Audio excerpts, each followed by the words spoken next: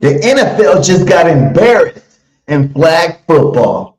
Ain't that about a shame? Everybody want to hate on my boy Hurts for throwing a pick six in flag football. Fred Johnson's back. AJ's house is on the market, or does he even have a house in Philly? We're going to talk about that, plus a mock draft tonight. But first, the NFL came out with some new rules, and here's an interesting rule. Let me know how you feel about it. I love it. And if I was the players, I would like it too.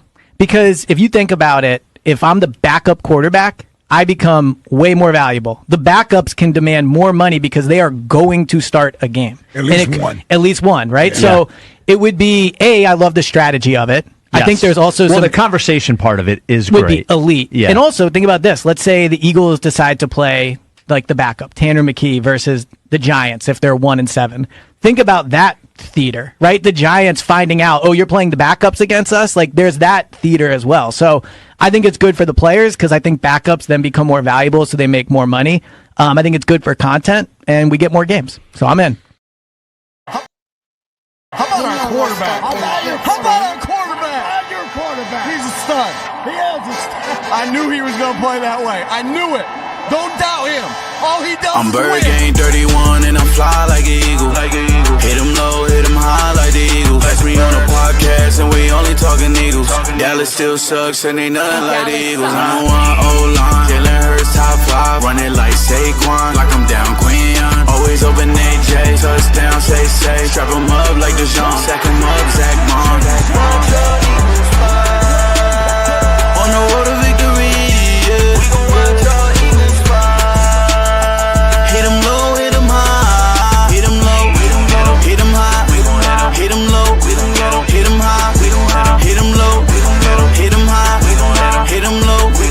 Hit 'em high. Bird gang 31 is a host, man.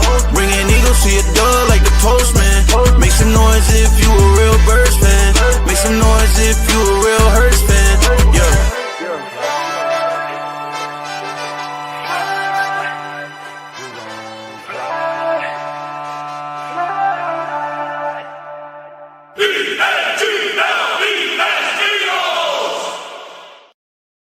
What is up? What is up, Eagles Nation? Welcome to the Philly Alert. I'm BG31 in the building with my boy, Birds Fan 81. How you doing today, my guy? What's going on? You're on mute. I'm great, brother. How you doing, man? Doing good. Another day to talk some birds is always a good day. Man, always. Load up those rule changes. Do you have that too? Maybe I can just read them off my phone. One of those shit. But anyway, how's everybody doing today? Hit that like, hit that subscribe on the way in the door. Let's get this content out there. We're gonna talk some Birds football tonight. There hasn't been too much things going on. You know what I'm saying? I know today the Philadelphia Eagles did make a move. We re-signed Fred Johnson to a 1-year deal. So Fred Johnson's going to be back 1 year. Let's see if he played a little bit better than he played last year. He wasn't as awesome as he was the year before last year, but he played some good football with us. But I could see this being one of them 1-year deals in case Lane Johnson decides at the end of the year, to hang him up. We can go ahead and sign him to a longer year deal if he plays well. But starting with what we heard in the first, opening scene there, the NFL is proposing an 18-game season. But the catch is it's 18 games with only but starters can only play 17 games. So you're playing 18 games, starters can only play 17 games, and that means backups got to play for a whole game. Or you got to mix it up some way where maybe you have backups playing the game, have backups not playing the game. But what do you think about that new rule? Would you like it? Do you think it'd be better for the NFL? How do you see that working out? It's a fair rule because it gives everybody equal opportunity. Guys that may be sleeping under the radar, you may find a diamond in the rough. It's sort of like, the drafts that they have. the compensatory drafts, you never know who you may find. You just might find somebody that becomes a starter. Yeah. You think about guys like Fred Johnson. Imagine if he could have got more playing time, like in a couple of games. That may have helped out. A ball out of bounds and kicking from the 50-yard line by competition committee. We posted those. We posted the rules out there. So if you think about it, I like the 18 game rule. It gives the players an extra day of rest, an extra week of rest, some time off. The players, they put in a lot of time, and anybody that plays football, they knows the wear and tear that it has on your body. So I think overall it'll be a good gesture and to give some guys some chance to get in the limelight. Yeah, you're right. Like you said, what happened if you're playing the Giants and they're 1-7? You say, okay, I'm gonna bank this one on my starters. Y'all sit out this game. We're gonna let the backups go out there. But that's not just gonna be like, now when you think about that situation, it's the end of the games, end of the season thing, where you start your backup at the end of the season. Now it can be any game, week one. You be, hey, week one, I don't even care about this game. And I wonder how many teams will actually do that. Week one, just get out of the way. I don't even know. I don't care. We're gonna play our backups, get it out of the way, and then our starters play. All the rest of the meaningful games. You never know what kind of strategy teams will come up with. I think it will be very interesting to see like when teams actually use this one game starters can't play type thing, and how to use it. Like I said, are they gonna do like full team, second team going out for one game starters, just get an extra bye, or do it where it's like half the starters play one game, half, what I'm saying, like half the backups playing that game, then they come back around, and then the other starters play. You know what I'm saying? Like mix and match. Maybe starting offense with second stream defense, or starting defense, second stream offense type thing. They would have to, like, if you think about that, you think about the Spurs and how these NBA teams start tanking. Some people may use that to their advantage, and they may wait and say, like, okay, if we lose this game, hey, we can get the first pick, and we know we want Mendoza.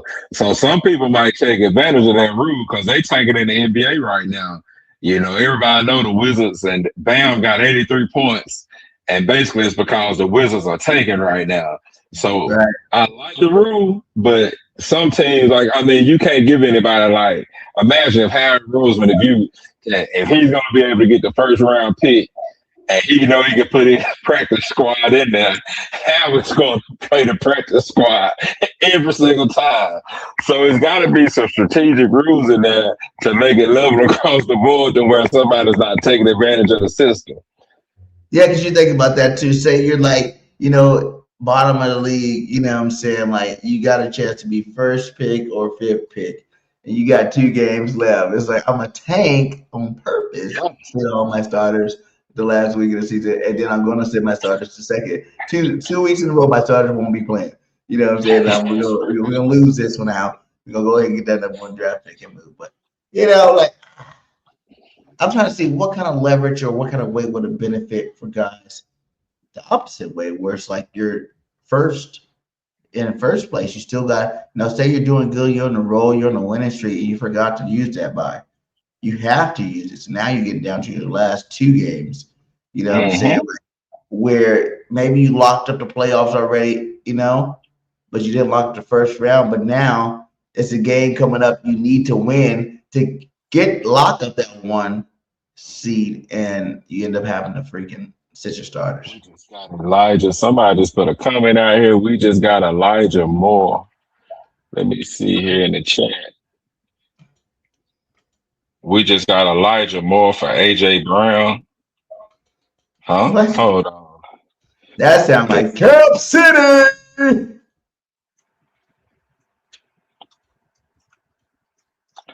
I'm pulling it up now. Go ahead and talk. I posted those rules. More for AJ Brown. Is that real? I'm pulling it up now. What's good, DV? How you doing, my guy? So definitely had to get you on here, my guy. Been busy doing a lot of stuff, but hey, salute to you. Thanks for stopping by. Make sure you hit that like when you're up in here. That'd be crazy. What does Elijah Moore play for? The Cardinals? Let's see.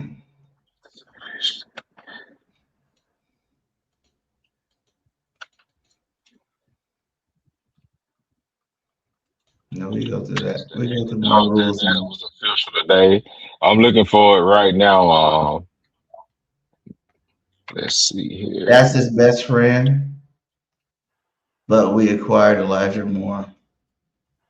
Oh yeah, the receiver. He was the receiver in Ole Miss with him, right?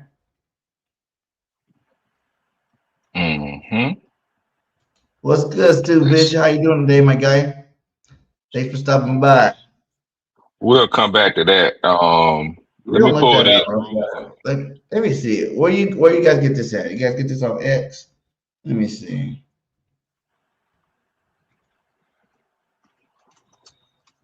I see the Fred Johnson. Salute to Fred Johnson being back. Fred Johnson being back. I'm not seeing no Elijah Moore. So while you're looking that up, permit the kicking game to declare an onside kick at any time during the game. This will be a significant change. Currently, only trailing teams can attempt an onside kick. Teams would not be permitted to attempt a surprise onside or stack one side of the field to increase their odds of recovery. While these changes have undoubtedly made onside kicks safer, they have also led to an alarmingly low success rate.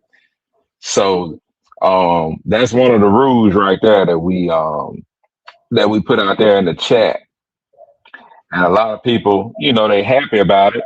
So they eliminated the kicking team's incentive to intentionally kick the ball out of bounds when kicking from the 50-yard line.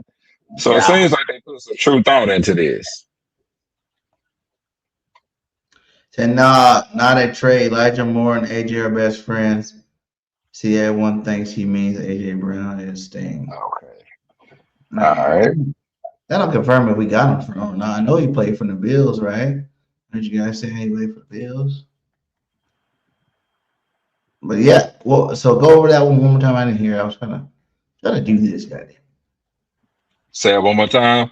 So what were you saying that new rule is? Let's put it up on the screen here. Okay.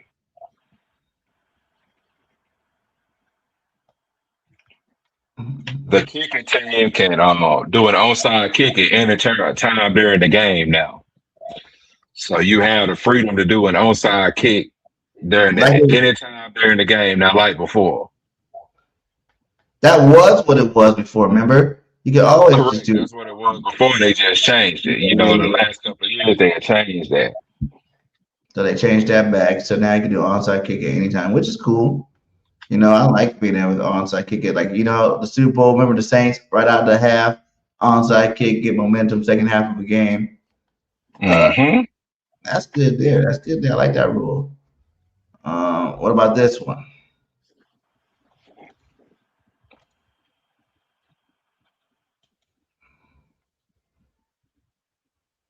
It says the competition committee permits kicking the team to declare onside anytime by competition eliminate kicks incentive. Initially, the ball kicks the 50-yard line, competition minute. Oh, this was the same one we just talked about. Where's the other one? The other one we had. Another one is allow the league personnel to consult with on-field officials when considering disqualifications for both flagrant football acts and non-football acts without being called onto the field. So they're going to allow league personnel to consult with on-field officials when considering disqualifications for both flagrant. I do like that because I think there are some times people got disqualified and it shouldn't have been a full disqualification. I feel like there was a couple of times some players went out and it was like, okay, what is it? You get 2 personal fouls, you're out of the game type thing. And sometimes, the officials do miss calls, but I mean, they're gonna miss it, but hey, you asking somebody upstairs, they still can't hear what's going on the field. Because when you're on the field and you're in the trenches, man, everybody know who's played football before. It's no telling what these guys are saying to each other. It could be some type of personal beef. Somebody could have been called some type of disrespectful name. So it's a lot that goes on the field also that needs to be taken into consideration. I like that to an extent, if they're going to talk about like somebody coming in and punching somebody blindside and saying like, "Hey, they shouldn't have done that," I agree with it, but to a certain extent, I don't know about that because you giving the people you giving the booths a lot of power, and you rely on the booth a whole lot. Yeah, I don't know about that too. Yeah, because now it's like you can pay favors. I don't like this guy. I'm gonna say, that's the ejection. It shouldn't be an ejection type of situation. So that's an interesting one. That's an interesting one. What else we got here? Let me see what. Yeah, You have one for 2026 only. Allow the NFL officiating department to correct clear and obvious misses by on-field officials that impact the game.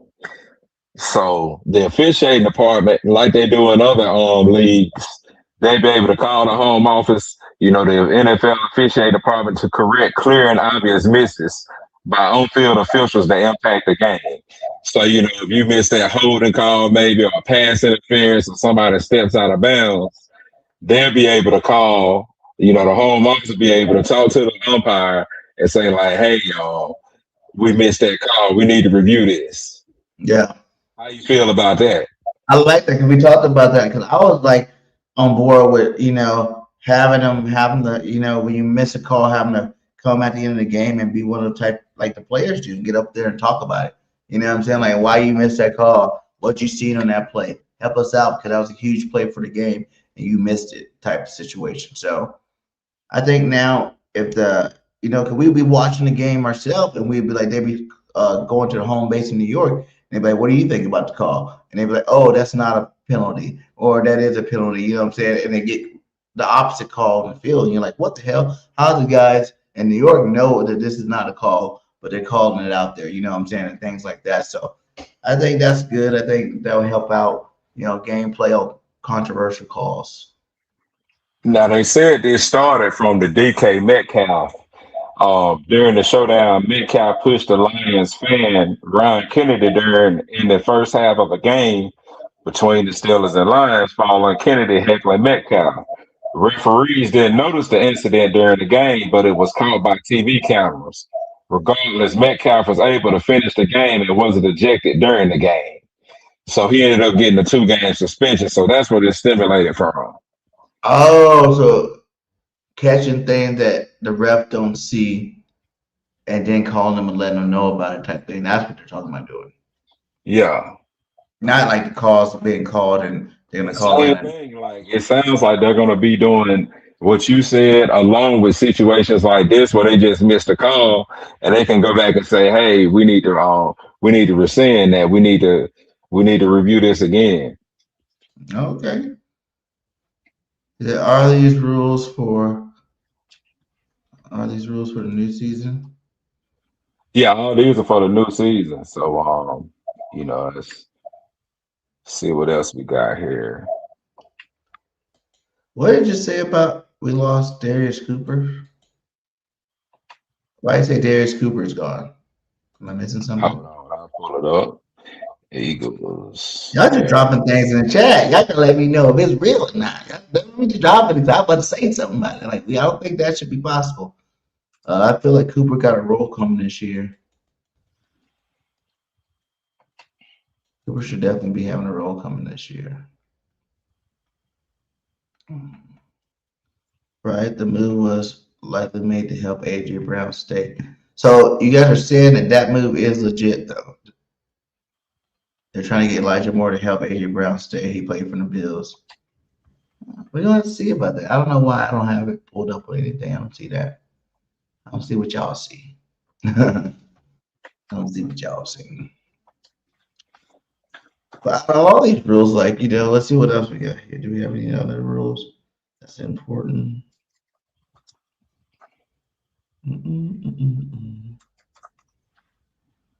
It says bylaws, roster tweaks for international games, Labor Day weekend as business days for notice, earlier pub practice window. I like that. You don't have to wait to 4 weeks anymore. You're gonna get an earlier pub practice window. Make permanent expanded free agent negotiation calls and travel. Draft day. Draft. Yes, the Eagles are signing a lot. Up to 5 seasons ahead. Dang, you're gonna be able to trade draft picks up to 5 seasons ahead. So if you really want someone, you be like, I'll give you 5 second-round picks. Mm-hmm. 5. What do you think about that one? Because I think now when it was only like 2 or 3 years, right? Mm-hmm. Now you can go 5 years of picks in front. Man, people are gonna be mortgaging their futures for certain players. You're right. I got 5 first-round picks. Hey, that's fair. Is That's that fair. type in Elijah Moore on X? It'll come up. Yeah, we did. We got him. I'm looking at it right now. It's on a 1-year deal. A 1-year deal, Elijah Moore. Yeah, I'm looking for the What did he do for? Did he even do good last year? Say it again. Was he even good last year, Elijah Moore?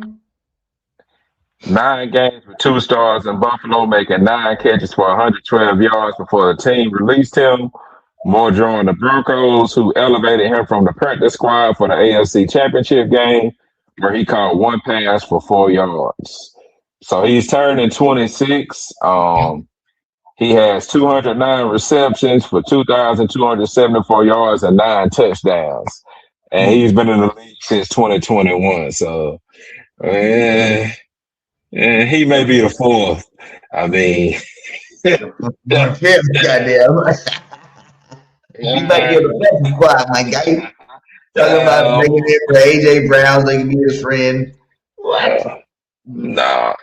And I know if a guy's on a practice squad that was a first-round draft pick, a second-round draft pick 5 years ago, and you're on the practice squad, that says a whole lot. And you got to remember the Broncos' offense was depleted during the playoffs.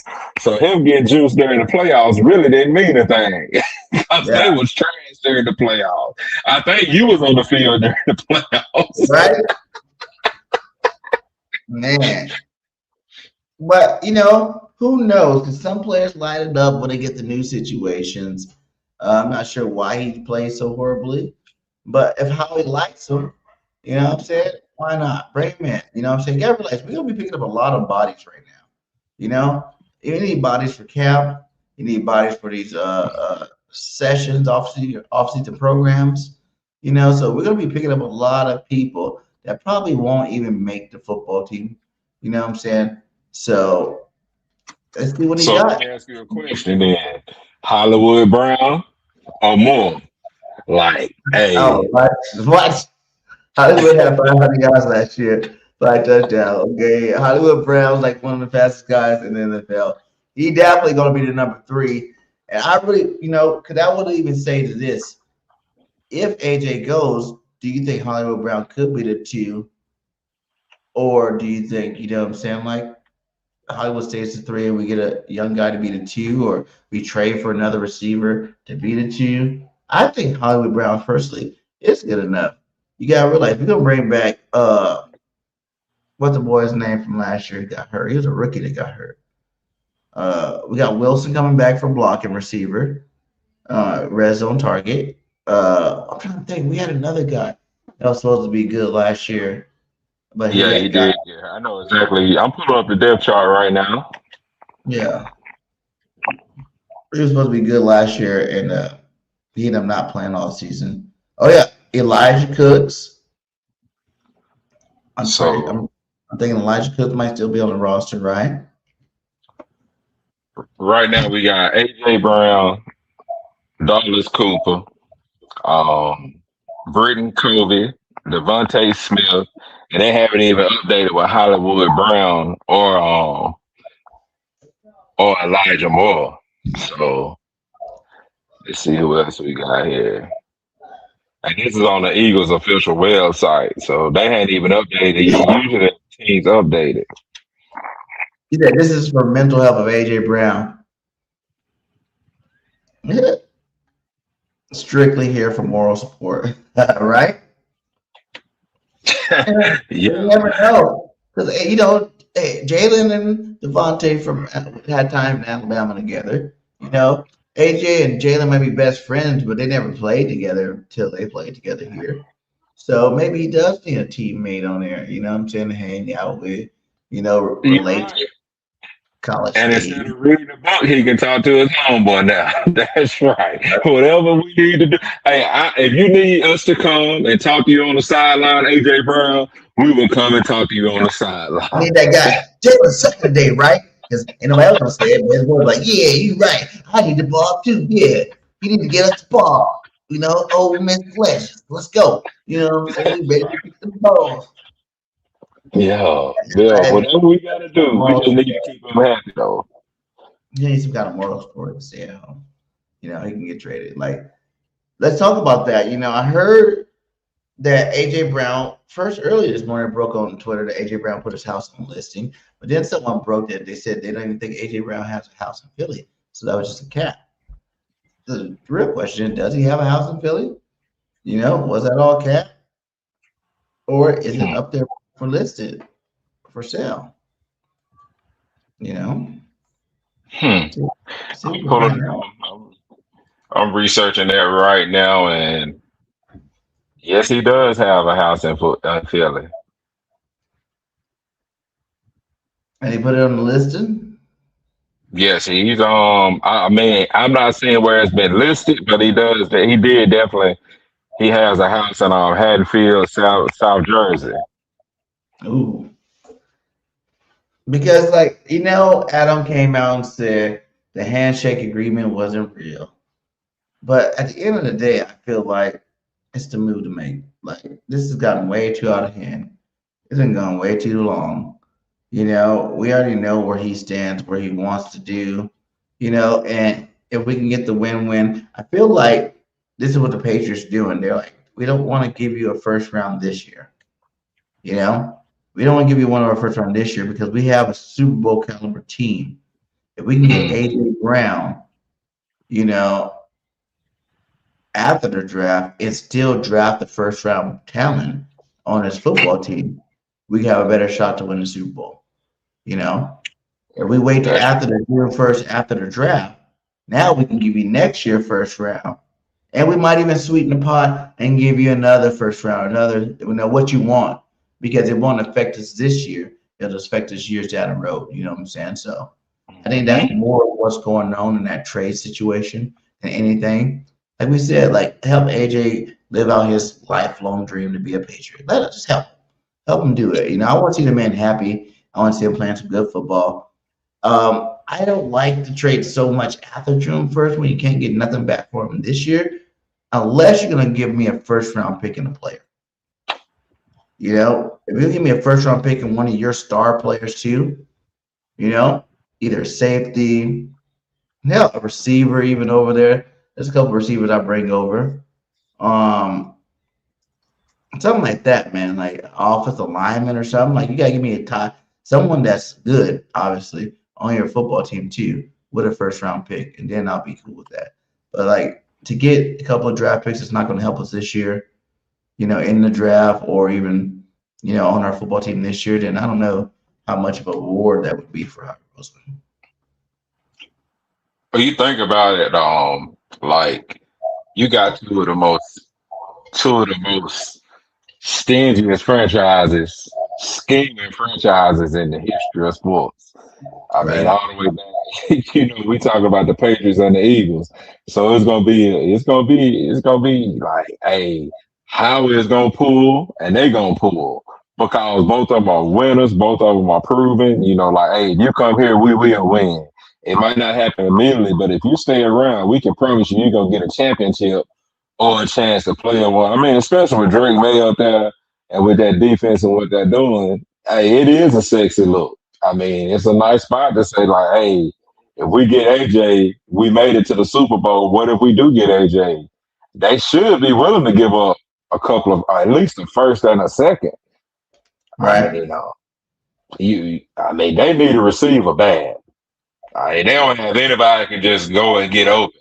So the price tag for AJ is real high right now. So I'm like you. I hope we pull it. I hope we go ahead and make a move really, hopefully, something can happen before the draft, which we seriously doubt.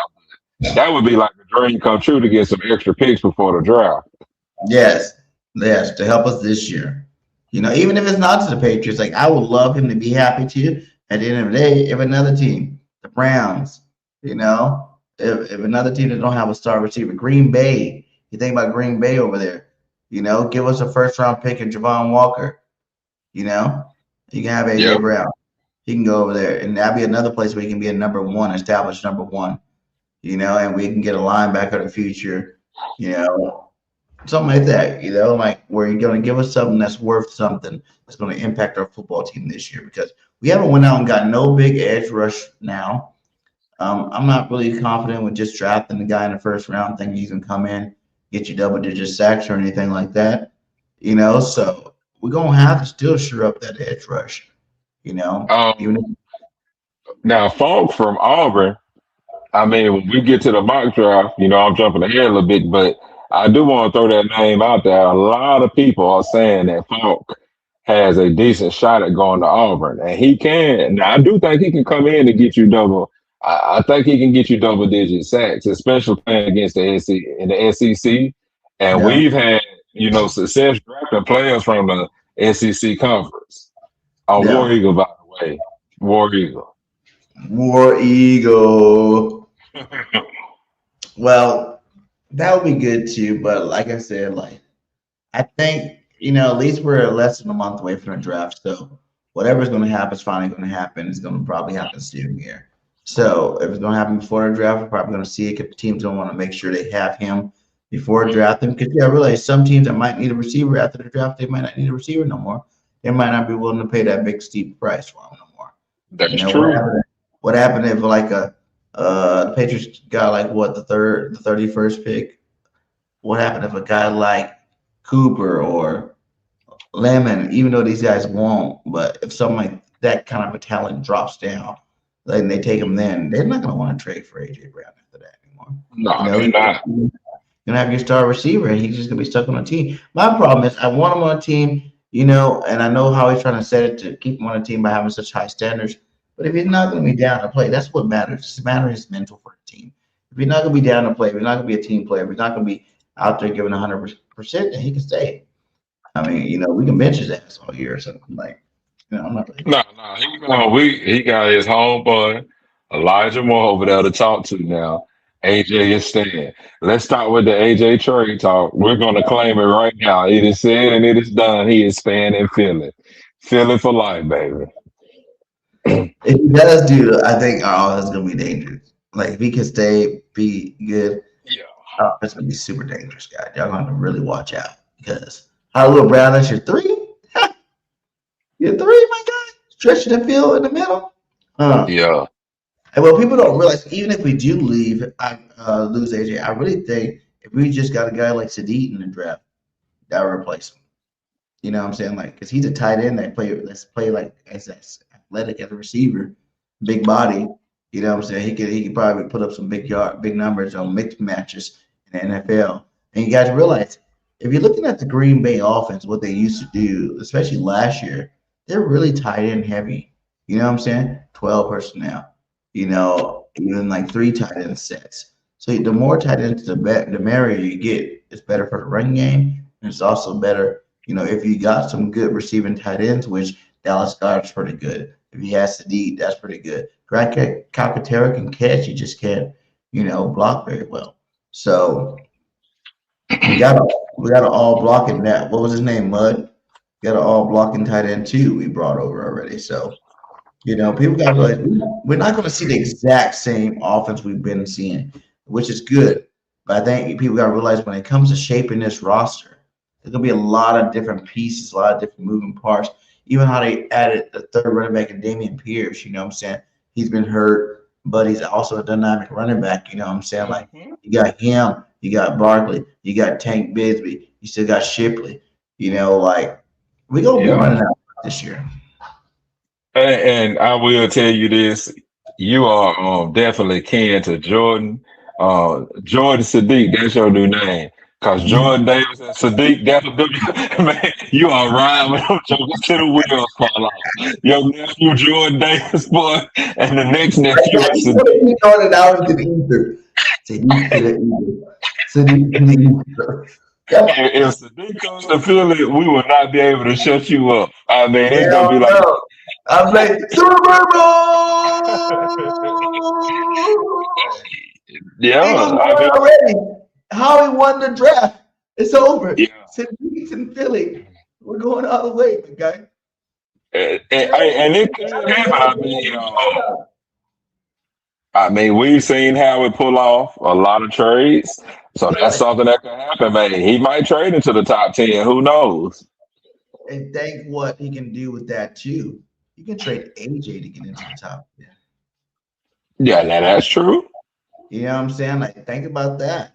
Like, you can make moves. Howie always makes draft day trades to move up, move down. You know, sometimes he move up just to move back down, just to get more picks. You know what I'm saying? Like, he does stuff like that. And even like what you hear about Tanner McKee, you know, Mm-hmm. last I checked, there's only one first round quarterback, and that's Mendoza. He going number one. You know, Ty Simpson's like, I think they rated him like 32nd, you know, player, and like in terms of like borderline first round, probably second round quarterback. So if you're not feeling confident, you know, obviously Mendoza's going to the Raiders. That's a sign you know, put that in a permanent marker. You know, he's gonna be Oakland, he's gonna be a Las Vegas Raider there. Think about other teams, Pittsburgh Jets. Like there's still other teams that need starting quarterbacks. And that's why I like how Yeah. Howie started with a second round pick. But hey, you get too desperate in this draft, we might be able to trade them.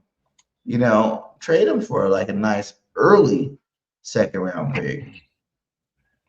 I'm looking at the draft from last year. We got Campbell, Makuba, Ty Robinson, McWilliams, Munden, Kendall, McCord, Cal McCord, Miles Hinton, Cameron Williams, and Antoine Powell Ryland. So out of the guys that we picked in the first 5 rounds, all of those got some juice. So Yeah. and the year before that, 2024, Kenyon Mitchell, Cooper DeJohn, Hunt, Shipley, Anaya Smith, Jeremiah Trotter Jr., Trevor Keegan, Johnny Wilson, and Dylan McMahon. Yeah. So, I mean, if you think about it, Jalen Carter, Nolan Smith, Tyler Steen, Sidney Brown, Kilo Ringo, Tanner McKee.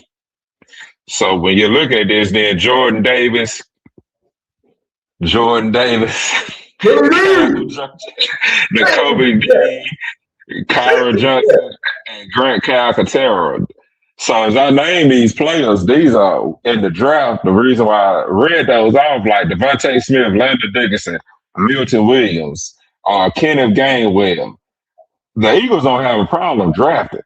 So that's why we can get all these draft picks because when we do get a chance to pick, all those are sitting around. I mean, you think about it, either they trade bait or either they get on the field, the majority of them.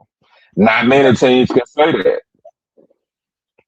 Yeah, that's true. And we definitely gonna get into this draft. We got the mock draft set up for you guys a little later. We're gonna get through some of these topics, you know. Another big topic, you know, we just had the flag football world championship. NFL versus the USA flag football team, man. And the first thing I gotta say is, hey, NFL, sit your ass down. Sit your ass down. That was embarrassing, man. Like, sit your ass down. I know everybody wants to see their favorite NFL player, you know, in the Olympics winning the gold medal. And who knows, they might mix and match it, you know, when the time comes. But when you just see NFL player stars versus their stars, it was not the same game, my guy. Like when the NFL teams were playing the NFL teams, it's like, oh, okay, that looked like it kind of be fair. You know what I'm saying? Like, oh, they're all half-assing out there, jogging. Make it spectacular, catch your hell. We got some highlights. Let's look at some of this stuff. Man. Let's look at some of that stuff. Here we go.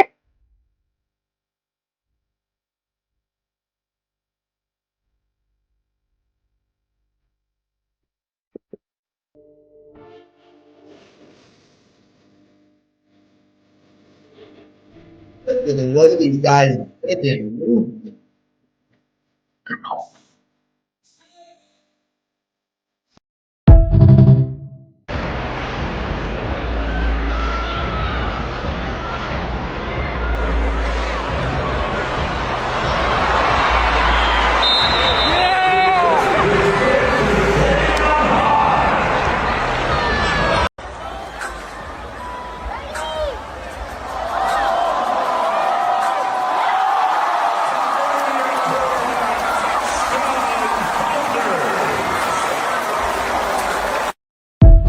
Pablo Smith. You got Belt. Work out, Got Belt. Belton Brown is going to make a move. Gosh, he's so quick. Look at these moves from Brown. Gets down to his knee almost. Oh, my goodness. God. That was an incredible array of moves. Just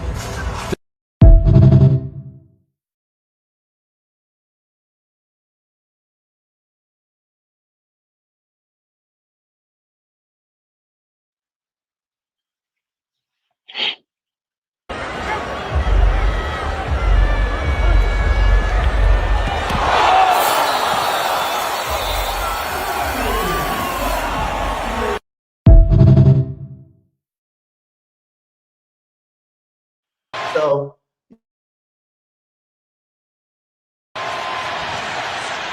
now going for the deep ball. He's open. It's The Sounders generate offense without Gronk. Here's Jalen Hurts, and now he's going to get pick 6. Second of the day for USA. they're hating my boy Hurts for that pick. It's flag football, guys. Calm down. But it's like you see, man, like we're just not there. We're too big. We're too like all these guys are like 5'10", sitting at home. You got bus drivers, school teachers, you got YMCA coaches, like you got these fools that weigh 105 pounds with soaking wet cleats.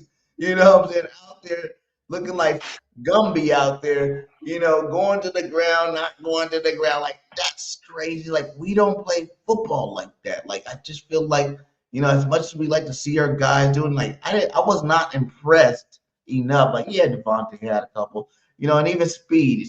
I think I had that one with Speed here.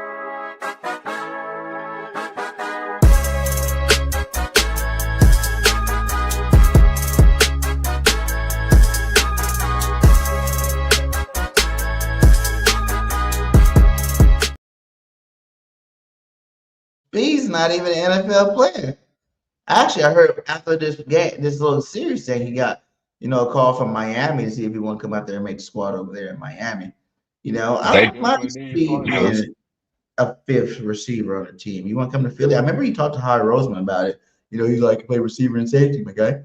Look at me. 4.4 speed. He looked really fast after he kept up with Devontae Smith, a lot of that game too when they were playing each other too. But I just feel like those guys came out to make a statement. And I know we got to 2028 to decide on what kind of team we're going to throw out there.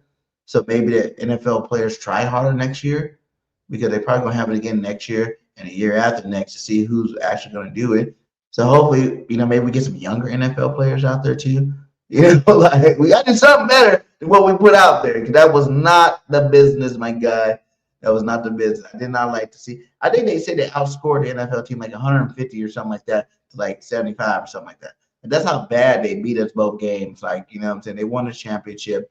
They showed why that's their sport, not their sport. You got to keep where you're at. To let the flag football guys do it. NFL, y'all got Super Bowls and, international games to go with. But I don't know. I just think there's no way they're going to they shouldn't even let the NFL players do it. Like, they can get hurt trying to do things like that. Like they're just your body, man. Do you see some of the moves?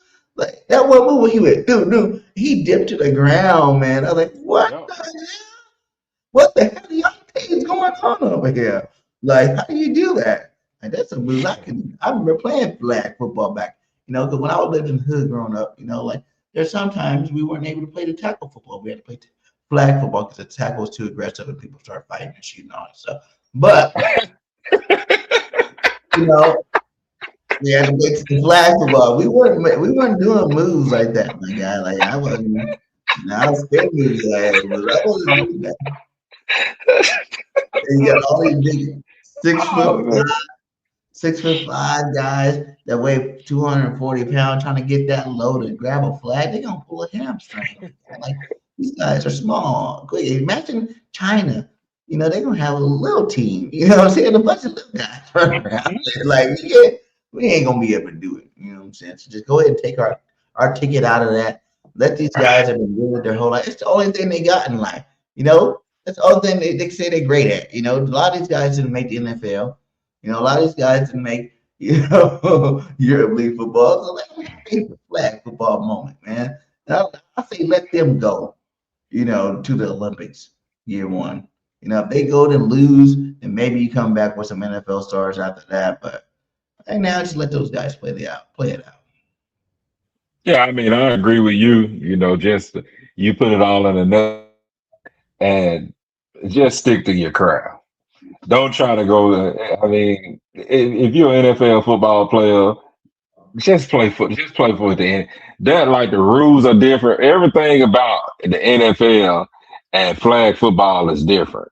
So I Yeah, don't know what make them think that it would just be easy, like turn it on and turn it off. It's not that easy. This is what these guys do, and that's why yeah, they got that. They got paid too for beating them. That's why they got paid so much. Basically, it was a good payday for them. So I mean, it's not that easy. It's like trying to go. It's like telling Jalen Hurts right now, "Hey, go play soccer."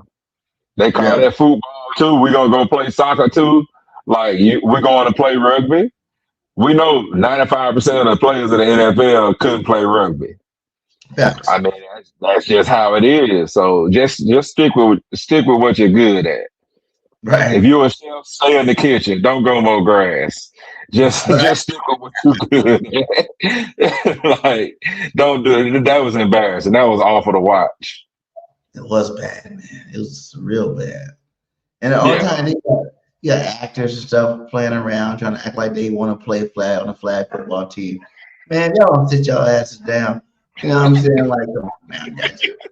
Yeah, damn. I'm like, y'all, Jake Paul or Logan Paul, whatever Paul, brother, you ain't playing in no USA team for nothing. Okay? Go back to podcast and speed. Now, speed actually got speed, and if he can get drafted, picked up from a team, I think speed probably can play on a team. You know, you could use.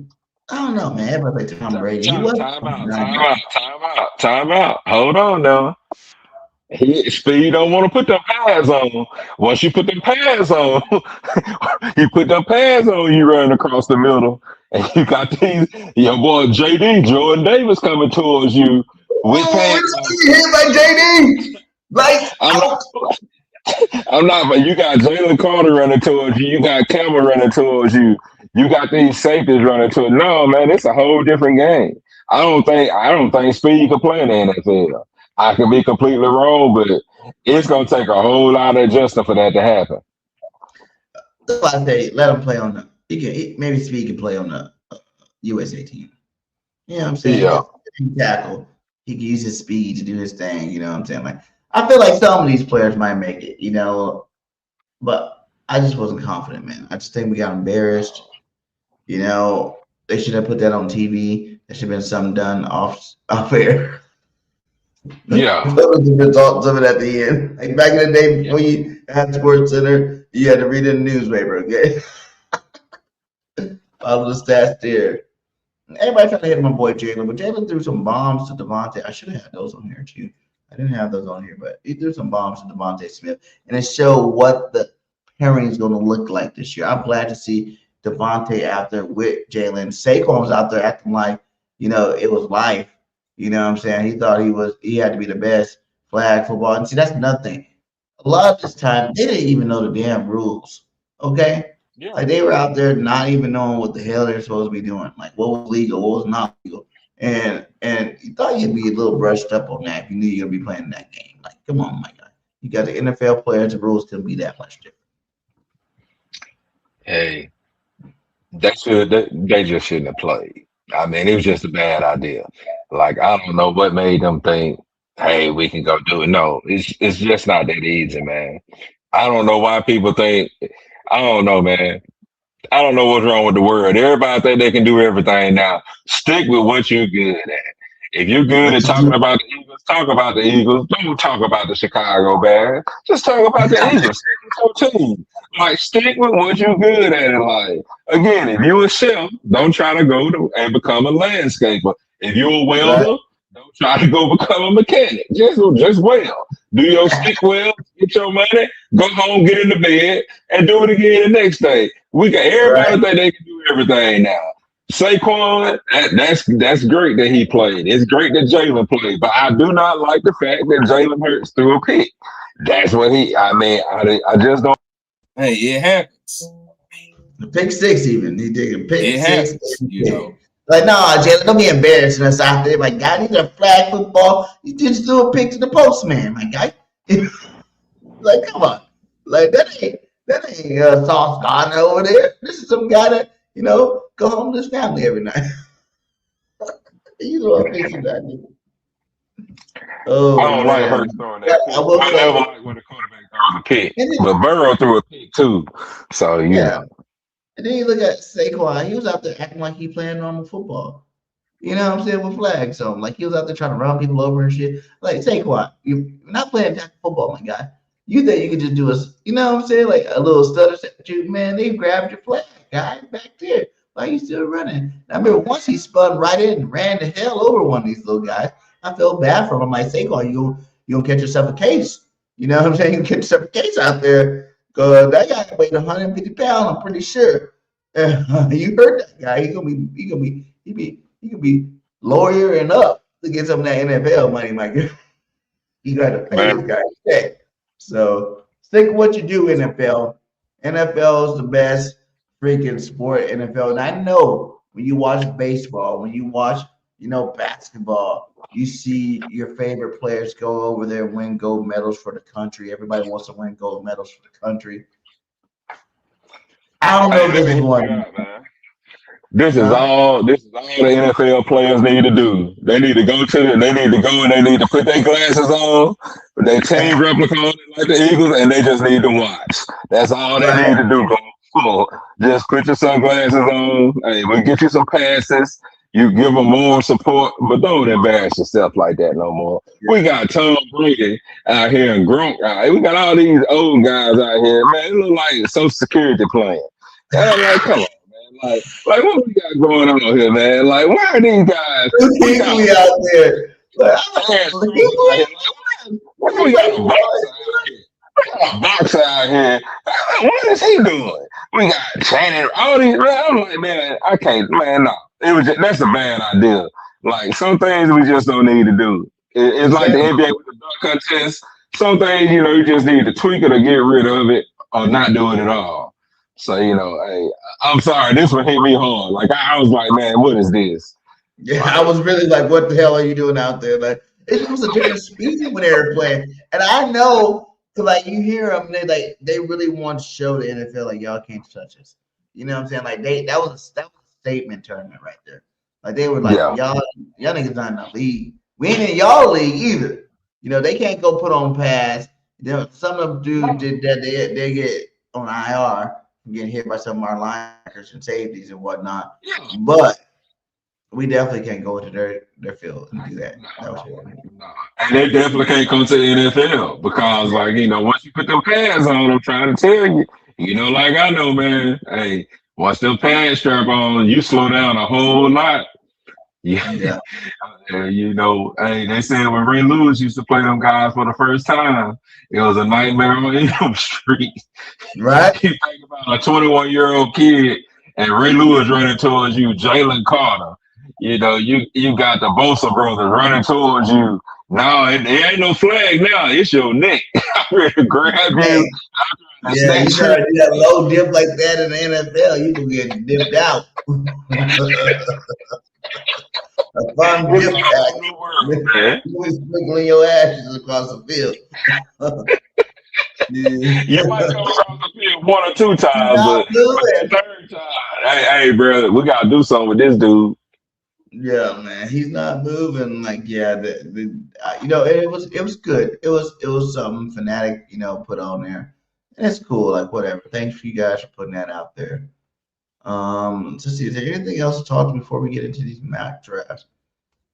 Oh, our boy Dean gave love you know, Jahad Campbell. He said got great size, ability to do anything from the linebacker position, cover it, blitzing, stop it and run. He's a 3-down linebacker. He can do it all. He's going to be great for sure. He's got a crazy work ethic. Dean is a class act. Yeah. Do you think Dean was just hyping us up because he's not here right now trying to make Eagles fans feel safe? Or do you think he really believes that? No, not at all. We talked about that 2 weeks ago on the first show where you invited me on about his impact when Fangio took him off the field.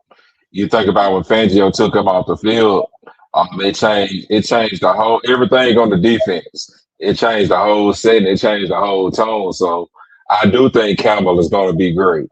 I think he fits that Fangio scheme real well. And the reason why we drafted him was for that reason. Somebody talking right here. What's up, Bird? Gang. What's up? Because last year, We all was wondering how Oakland lasted to the 5th round. Okay. All right.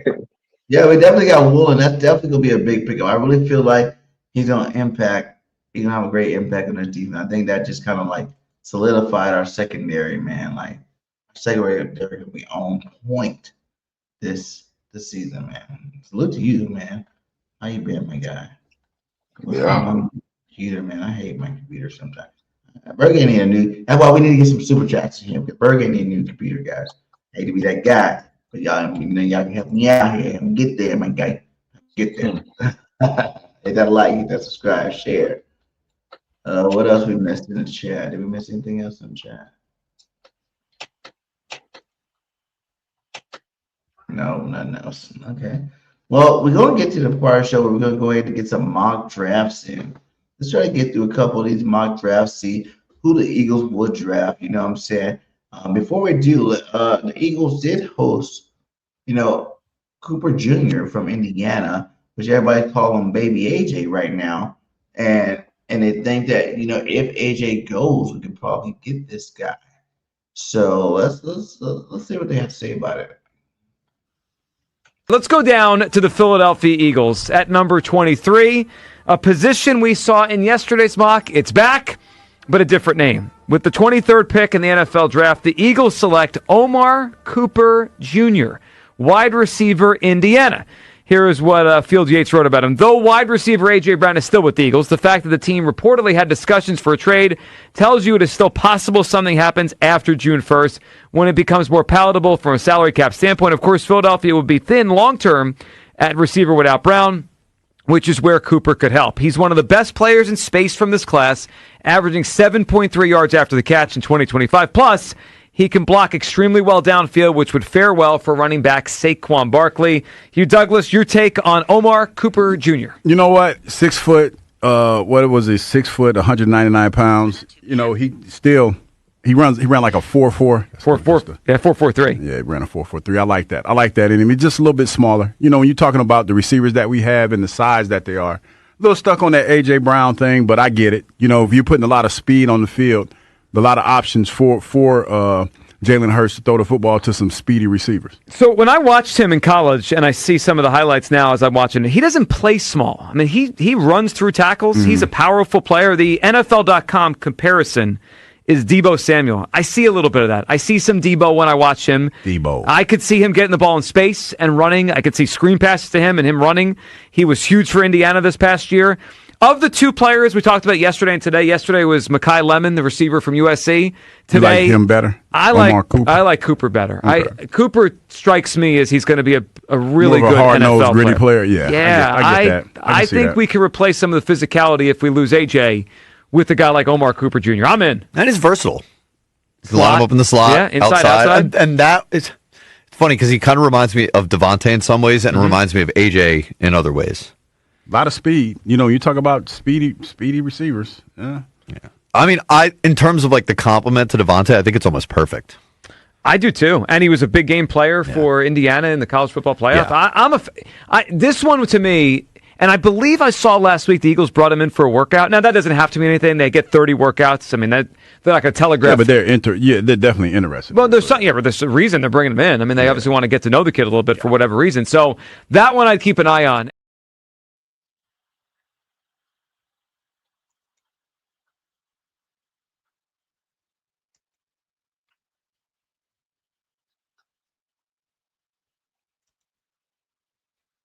Okay, well, Cooper's one. I do like Lemon from USC. I think, he's the man. And he definitely could be another guy we're putting out there. He said some people talk about Omar Pooper at 23. Effing fools. I can name 4 other dudes taller and more athletic. Yeah. But you can't name 4 other dudes that want the natty. That one thing you can't do for the receivers that won the natty. Okay. He's on Indiana. And they won the national championship. They went through the SEC, the Big 12, all those teams, and beat the shit out of them and won the national championship. You know what I'm saying? So he is pretty good. He got a ring. I wouldn't mind picking him up. Like I said, I like Lemon a little more.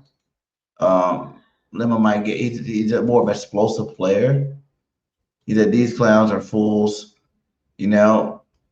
But yeah, man, we can see, man. I wouldn't mind either one of them, to be honest with you. You can bring either one of them. At Jay Koch, who would you pick right there? So name one or two of the receivers, that you like right there. Because it seems like that Freddie, you seem like you got a little heated right there. Talk to us in the chat. Who would you like to see us pick right there if we get a receiver?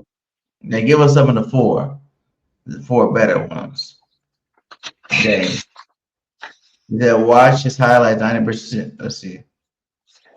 I do like Lemon, from USC. They say he's a slot, but he can play outside as well. And I think, it would be a good plug and play in case they trade AJ.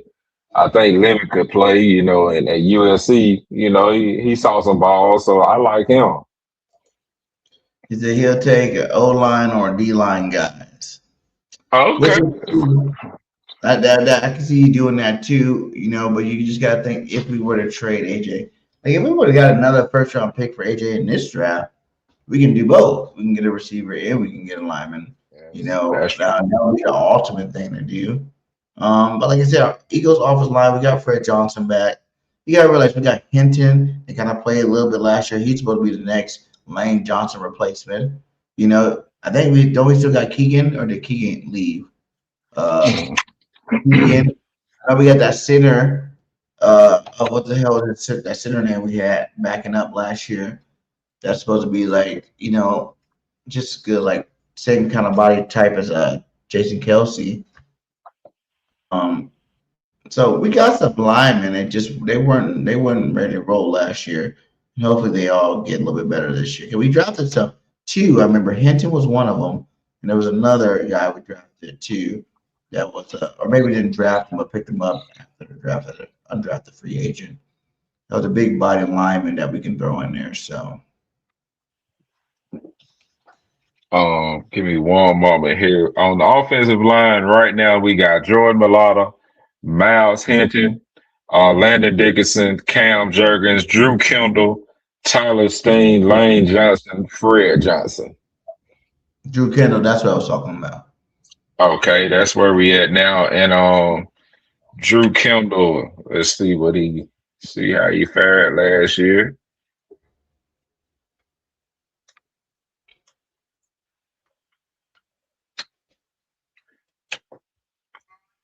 I'm pulling up some information. I'm just seeing if they have anything out there about him right now, because we definitely need depth. And he did see some time last year, but not as much as we like. But it is good that Fred Johnson came back. Yeah. Definitely good. Freddie came back.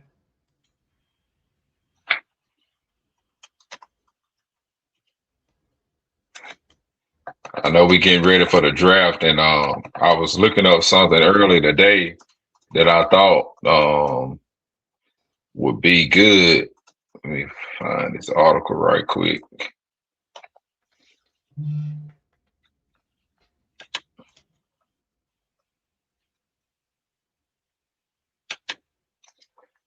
So we lost our offensive line coach. We all know, that was a big deal. And when I went and looked up Chris Cooper, he is entering his first year as the O-line coach. But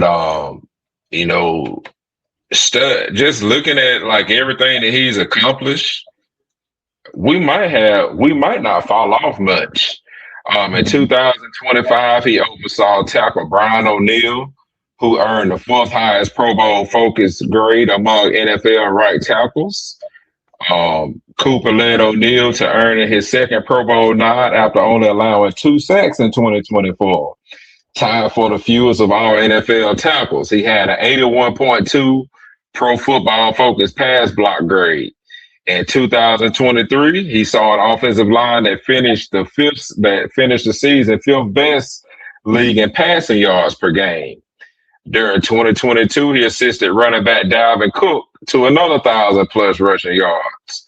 And Mike Munchak in Denver in 2021 assisted an offensive line that helped their quarterbacks receive the 4th most time to throw, 2.91 seconds in the NFL. So we were worried about Stoutland leaving, but it looks like we got a good replacement here.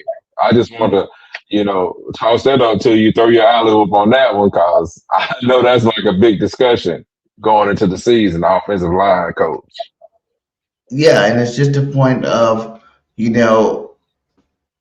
has done some good things, and it's a different scheme. You hear Lane Johnson excited about it. You hear these guys are going to be out there moving in space, doing something that they like to do as opposed to just being a statue. I'm not saying that, we had the best offensive line coach in Stoutland, but like I said, you got to change sometime.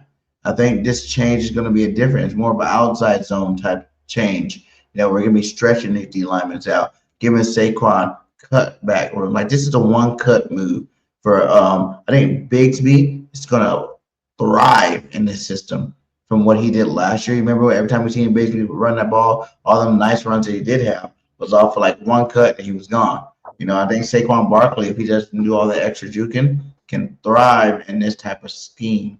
You know what I'm saying? You think of, Josh Jacobs a couple of years ago when Saquon, like I said, when he had 2,000, Josh had like 1,400 yards that year, I think, somewhere around there where he was 3rd behind Derrick Henry in rushing in the same style system. When you got more tight ends on the field, that's more blockers for you. Johnny Wilson's going to be back. So that's another big body blocker out there. So Saquon in this run game should definitely be back to form. And I love when I heard Lane Johnson talk about getting him back to where he should be. They took it, the offensive line took it personal that Saquon was still the 6th leading rusher in the league, but it wasn't even anywhere close to being what it was the year before. And they took that personal. So I like seeing accountability. I think these guys will come out this year and really show up and show out. You know what I'm saying? So I'm excited to see what Cooper brings to this offensive line. Like I said, it's been so many years. Stoutland's been in here so many years that I feel like even if he leaves, right, his blueprint will still be there. Correct. Even though he left, the blueprint of Stoutland is still going to be there. All these guys are graduates from Stoutland University. So Correct. All you do is adding to their arsenal, making them that much more better by giving them a new scheme to learn, by giving them a new scheme to perfect. And if they perfect it, might look rough the first couple of weeks. But if they perfect it, now you got 2 different schemes. And now we can take the, like Nick always say, take the best of what we did before, add it to the new stuff, and now you got an unstoppable offense. So it could even be better than it was Super Bowl year, to be honest. With Hollywood Brown out here, if AJ stays, Saquon lighting it up, Bigsby getting a couple more carries. And Elijah Moore talking to AJ on the sideline. Being AJ sideline counselor. We might be able to win another one this year, baby. Yeah, Elijah. Yeah, let's go, Elijah. You do your job on the sideline, my guy. You keep making it happen. Everybody give it up for Elijah. Yeah, whatever we gotta do to keep AJ happy, we need him 2 more years. Okay, I see you right here. So this is what we 2000. got going into the draft here. The Eagles got Mm-hmm. a first, a second, what, 2/3, 2/4, 2/5, and a 6. That's not bad, dude. That's a lot of talent. How many in the top 100? We got 1, 2, 3, 4 players in the top 100. And then now we did that trade, flip-flop trade. We got Mm-hmm.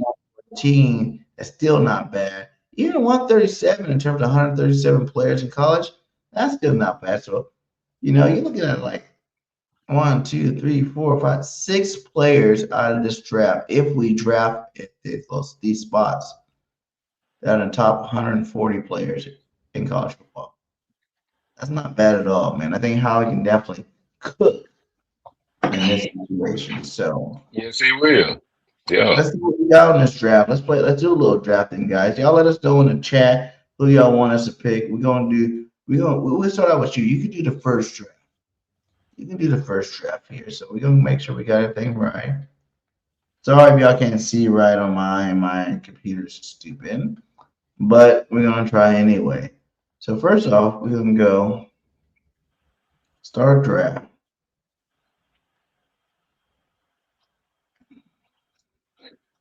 We getting a receiver or offensive lineman. Again, if So let's see what came off. We got Raiders, Mendoza. Everybody knew that. Ruben Bain Jr. from Miami to the Jets. Sonny Styles to the Cardinals, linebacker. Arvell Reese, linebacker, Ohio State. So Ohio State goes back to back their linebackers. They say the Giants getting Jeremiah Love, which they got scattered, but I guess that'd be a good number, combo player to go with them. I don't really see the Giants picking the I don't see the Giants picking the running back right there for some reason. I just don't. You gotta think with Harbaugh, that is like that's what he does. He likes those 2 to 3 running back schemes. If you look back at the Ravens, Scatterboo. Remember, most of the time you see Derrick Henry, you gotta like people are really like. I don't mean to stop this draft for a second, but people gotta realize something. The Giants, most likely in my head, are probably gonna be the second best team in football. I mean, in the NFC next year. Like, y'all act like this team didn't whoop our ass this year. Last year. They whooped our ass at the time. And their team went downhill when everybody got hurt. When your star quarterback went hurt, you didn't have your star receiver. Your star running back gets hurt. All these star players getting hurt is going to make your team suck. If all these guys come back healthy, plus they got Mooney went there, plus they got Likely went there on offense. Like their offense is going to be real, real dangerous. And if I'm the Giants, I'm doubling up on that. I don't want Neighbors going down. I don't really have a good star receiver. Why not pick a receiver right there at that spot? Go get you a Lemon. Go get you, Tate, one of these receivers that's badass.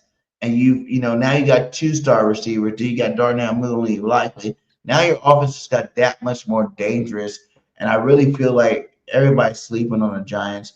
I hear people saying they're going to be bottoming in the division this year. I don't believe that's going to be. I think the division's going to be a lot tighter. I can see Washington being bottom, Cowboys being third, and Giants being second. We definitely going triple times division champions for the first time ever, 3 times in a row. I already feel that. I feel that strong. Unless some major injuries or something happen, I think that's what happened in Philadelphia. We're going back to back to back, baby. But that's just my take on that. And that would be. And I'm not saying that. Like you said too, Harbaugh does like the run game. Harbaugh does like to, get running backs over there, and you got Scatterboo and this Love guy that could be a great 1-2 combination too, in the running game. So either way, I think it works. I would like to see them get a receiver there, but I don't really like it because I don't want them getting better. But if you're just talking football, that'd be a better move for them. So we got Cleveland getting David Bailey, edge rush from Texas Tech. Ooh, that'd be nice to pair with Myles Garrett. Myles Garrett never had nobody on the other side of him. It says What you say? I said you're right. He never has. Yeah, and that'd be nice for him. No pressure on him. He'll have to beat one-on-ones every game. And if he Mm-hmm. gets the sixth pick, he should eat up one-on-ones every game, become a star player. If he doesn't, he's a loser. Cornell Tate to the Commanders. I can see that happening. That's what I was thinking the Giants should have got. Cornell Tate. But I can see them going ahead and getting Washington get him because they definitely need another receiver. I don't know if Debo's going back. Terry's getting older. And the rest of those. And Debo is I mean, not no offense, but he's just not the same Debo of old. He really done fell off a whole lot. Like Yeah. Safety, wide receiver, Georgia tight end. Okay, all right. My birthday is March 26th at Little Griffith, 1726. Okay. All right, little Griff. Happy birthday, my guy. Happy birthday. What does it say? Is it Georgia DTOT or CB? Okay, let's get back to this draft here. What we got here? So Tate with Commanders. I think that's a good fit for them. They need that receiver. Jaden Daniels get another weapon, to add to their Scary Terry on the other side of Scary Terry. Like I said, he should get a lot. He gets some one-on-one coverages, which he's a star receiver. He was pretty good over there in Ohio State. Ohio State's like a receiving, another one of them receiver use, where you get a lot of good receivers out of there. So I like that pick for them too. The Saints getting Francis Magulio. I don't know if I said his name right, but I tried. Kellen Moore's over there trying to build this offense up. Need some more protection for your young quarterback. That's another team I think can be in the Tanner McKee sweepstakes, depending on how high they are on South. But, I think that'd be good to get some protection up front for him. But I wouldn't mind seeing Tanner McKee getting traded. Come on, Kellen. Do something for us. We got to get a Super Bowl ring. Do something for us. Yeah, you're right.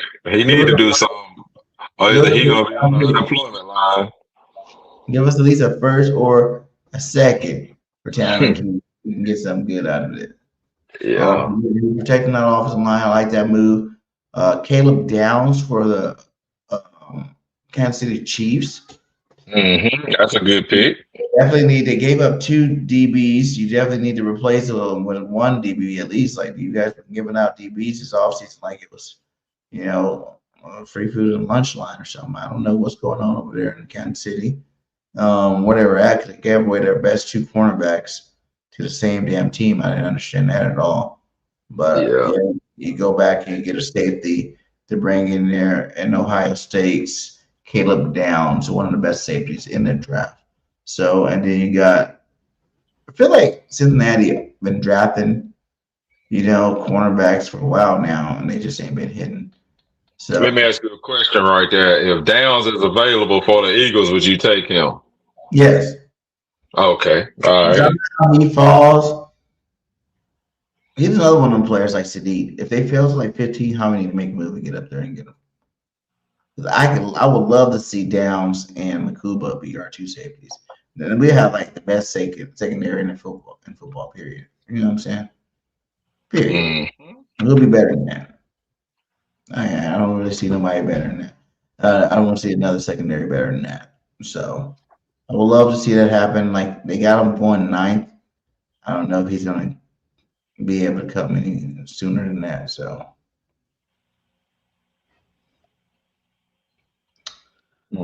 Yeah, my screen froze. It may have. But at Little Griffith, I did 18 years in Special Olympics. Appreciate that, man. What did you do at Little Griffith? Talk to us. What did you do? You said the Eagles drafting a safety, a wide receiver, and I really hope we draft a safety and a wide receiver. And of course, we do need a defensive end. I agree with you on that. Facts. We definitely need a defensive end. We got to get somebody to come off that edge. You got to put pressure on these quarterbacks, especially in our conference. And we got to get athletic to keep up with Dart, too. Facts.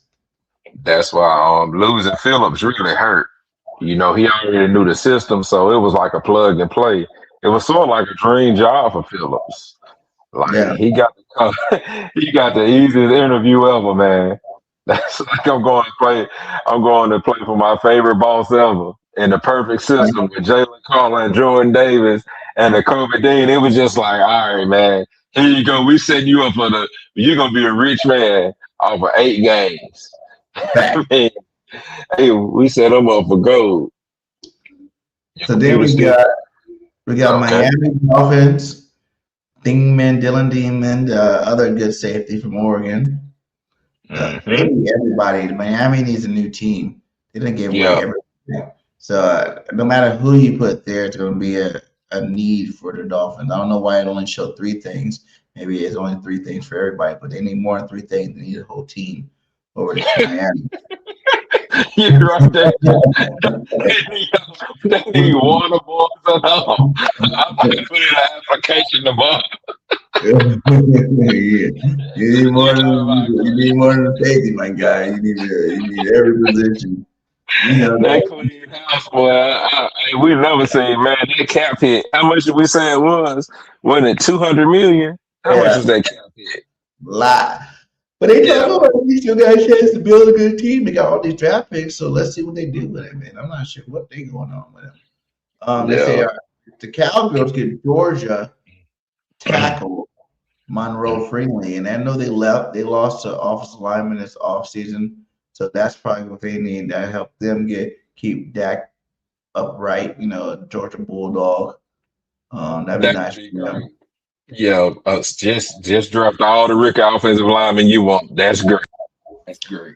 And you know the Rams been going all in this offseason, so they go out there and get Fanu, the Utah tackle. It was a definitely good project.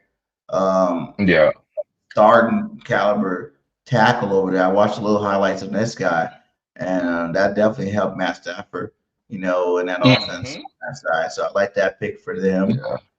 Jordan Matthew Stafford, that's my white cousin. So, you know, don't ever talk about it. Know me like Stafford, man. That he Hall of Famer, baby. 2nd greatest quarterback ever. Oh my God. No, you didn't. All right, I'm with you. Go ahead, man. You got Jordan Tyson that's a really good pick up there. You got Jordan Tyson was another one of them guys that, you know, if he didn't I think he got hurt, he would have got drafted a lot earlier. He got the size, the athleticism, the ability. Great out of Arizona State. Ravens definitely need a receiver. He's a big body receiver. And I like that pickup with Jordan right there. I like that one. Oh no! The Tampa Bay Buccaneers draft Mike today. No. Yeah. This draft is fixed. This is a bonk. No. Sadid is That's good. what I was trying to tell you last week. You know, it's gonna be a miracle if he there, but hey, we can trade him. I told you if the Eagles want him, they can probably have to go around 15. That's where it's at, 15 right there. You have to trade up for like 15 to get him. But that would be a nice pickup, and it's a nice pickup for them. I don't know. I thought they had like 3 tight ends over there. You know what I'm saying? I don't know why they said their needs are tight end. Did they lose some tight ends this offseason or something? I mean, they getting a tight. I mean, they gonna pick him, but I mean, you gotta think like you can put him out on an island. You can put him in the slot. You can line him up. I mean, he's versatile. So the same thing, the same mindset that you got with him, that's what everybody else see with him. He's just a good athlete. So that's true. I know you don't want to hear that.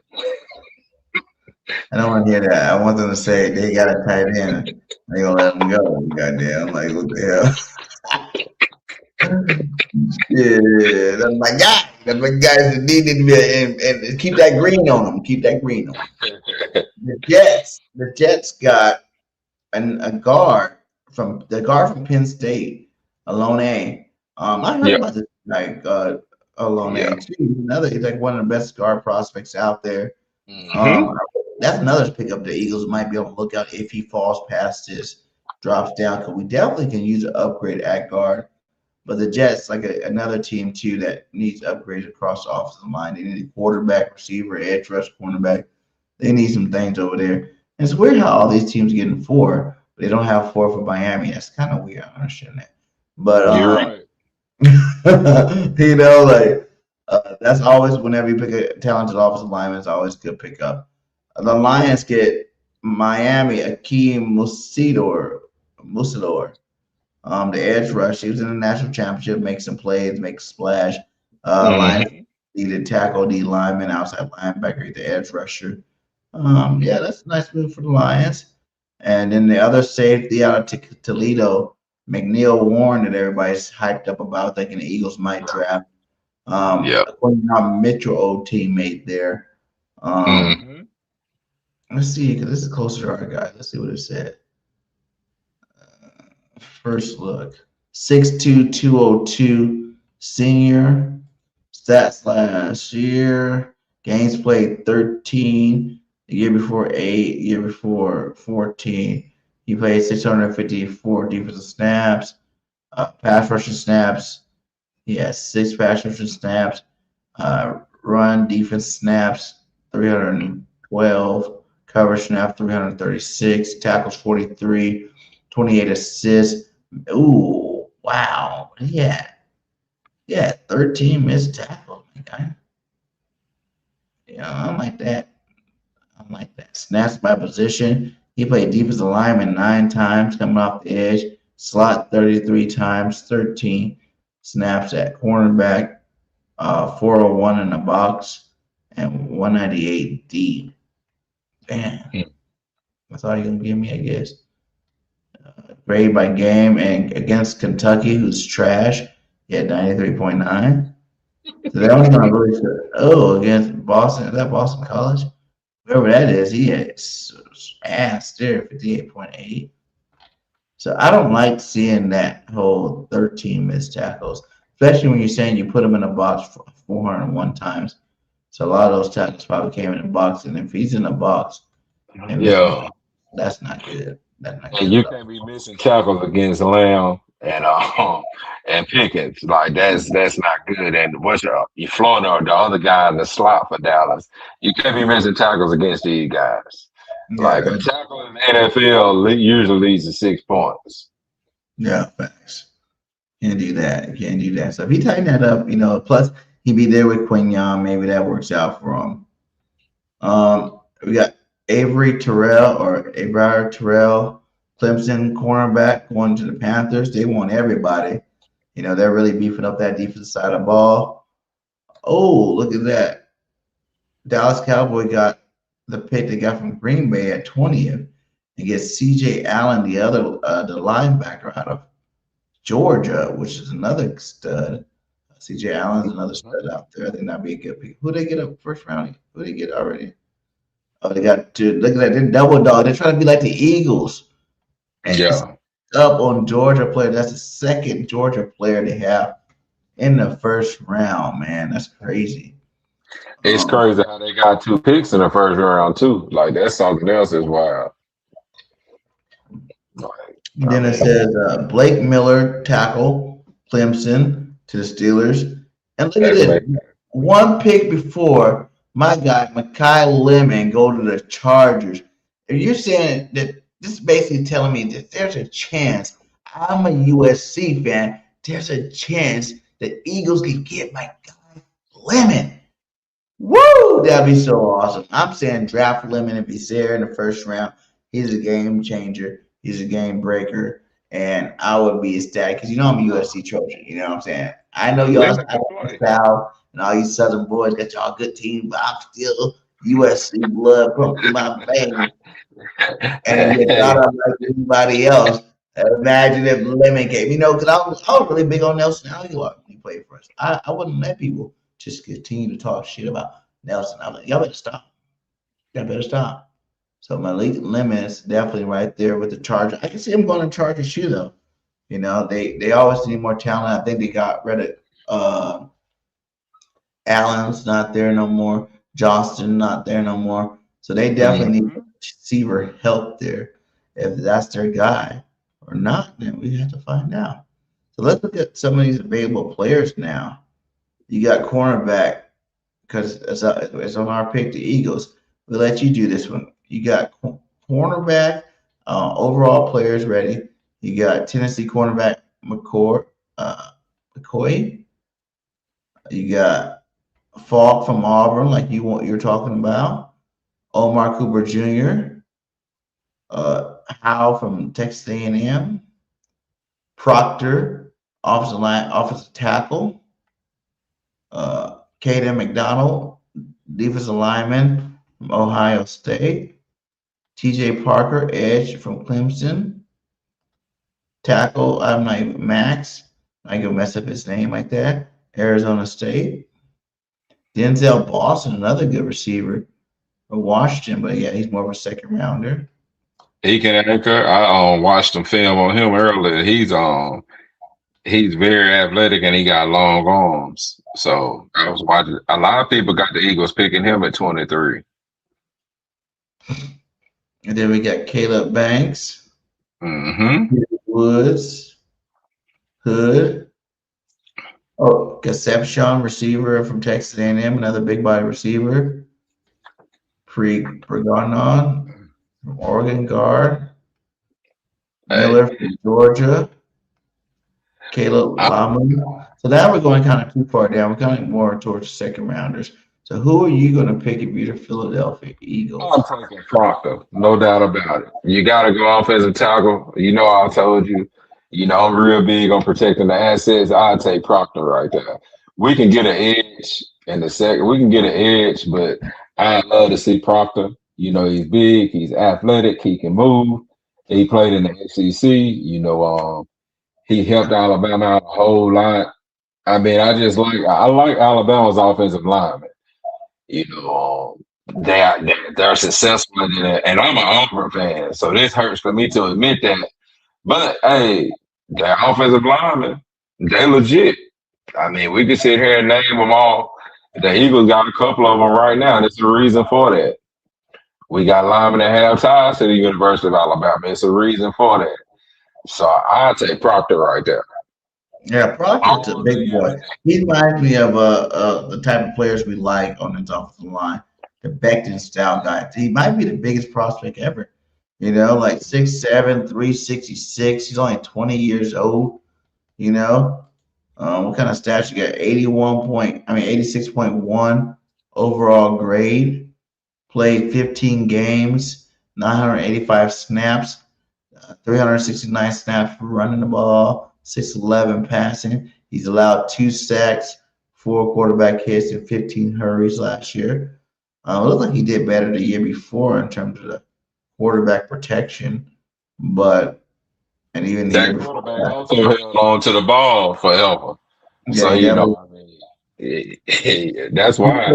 All math in college, at the left tackle position too. So yeah, I like Proctor. Proctor's been playing for Bama for a while. He's been good. Definitely, you don't have Stout University, but like you said, you got Cooper. He's a big physical mauler type, which would be great. And I actually would like that pick. That's a good pick there, I think. So we're gonna draft Proctor there. Yeah, I mean, I'll take Proctor all day, every day. I mean, we gotta get, man, that blocking last year was awful.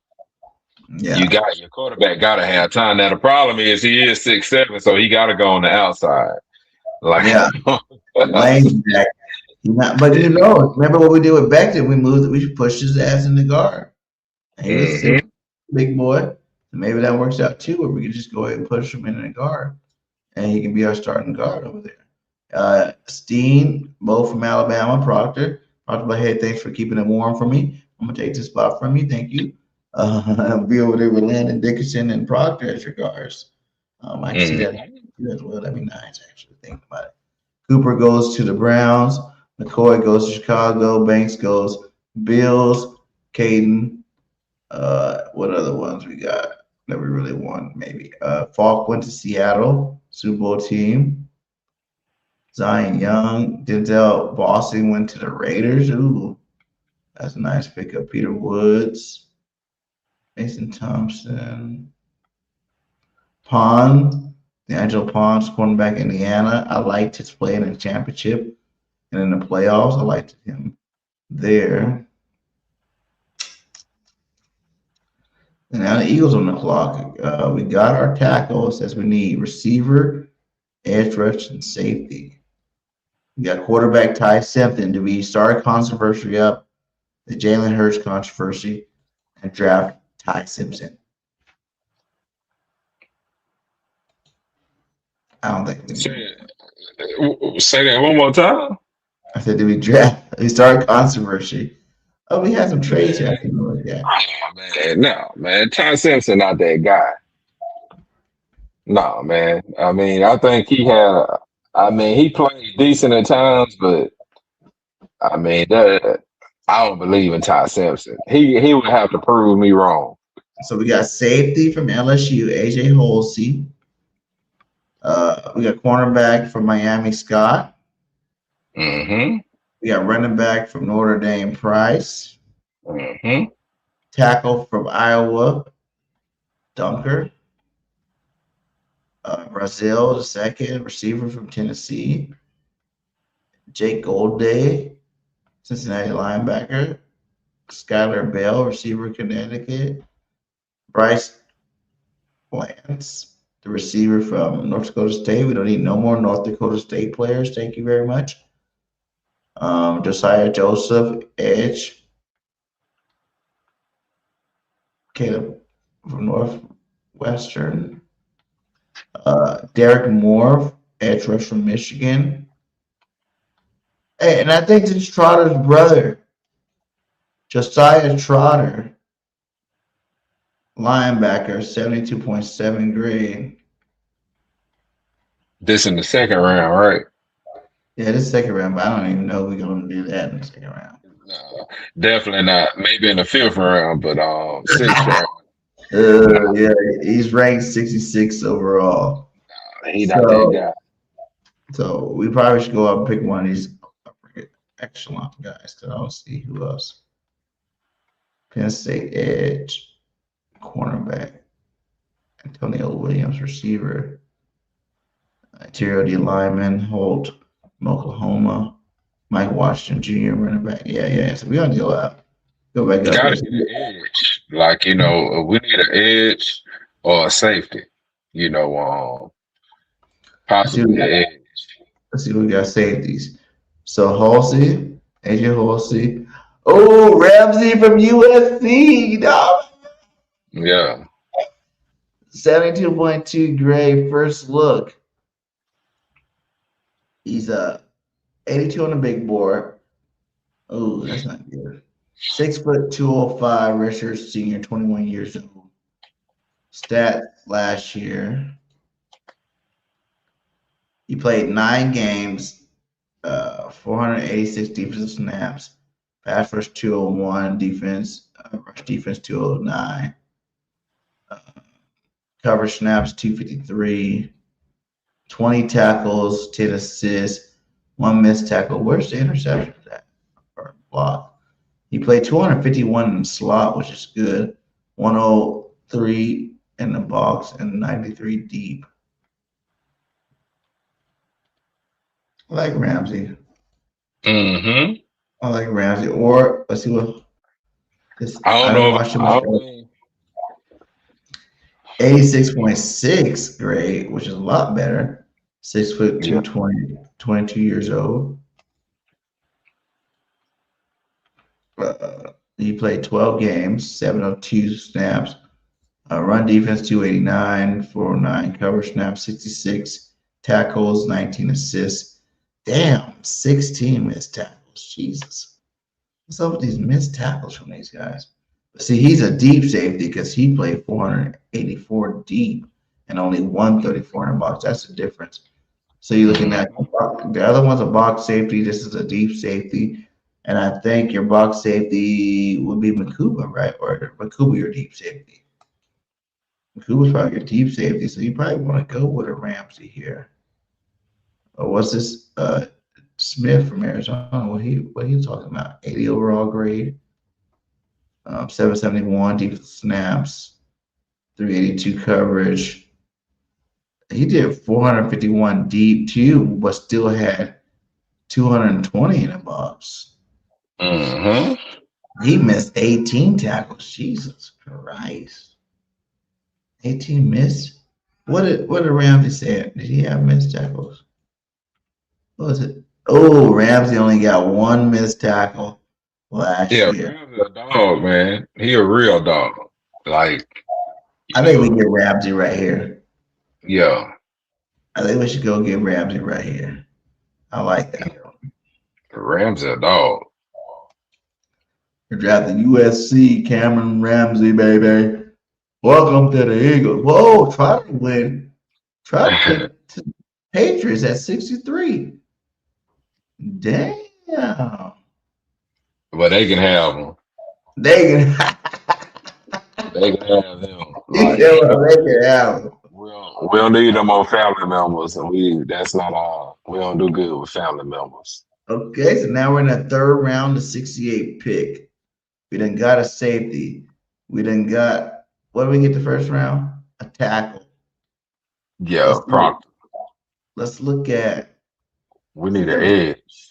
See what we got for receiver left. Okay. Ooh, I like Elijah Surratt from Indiana. Yes, you do. And I like Branch from Georgia. Yeah, Branch nice. He catches the ball. His speed. Oh, Birch from Oklahoma's still there. I like all three of those guys can make it. Pittman. CJ.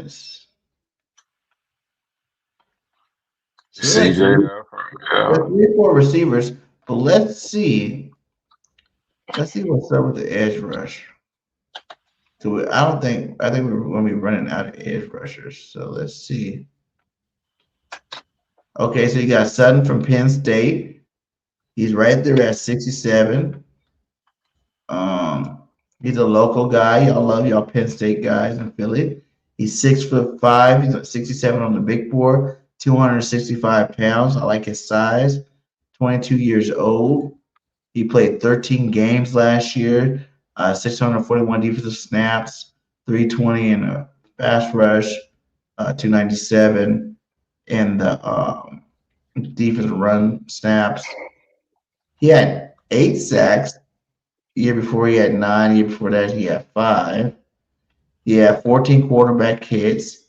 And he got 29 hurries and 1 bad pass. I like those stats.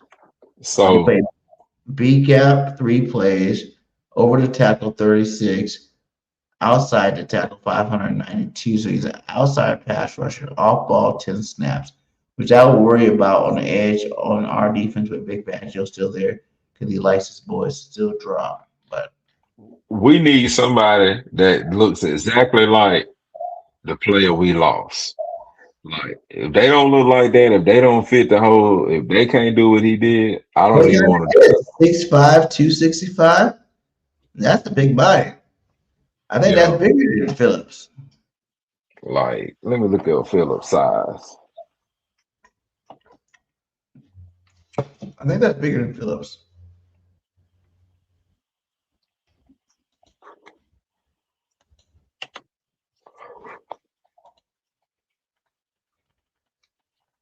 Let's see here. Go to Phillips.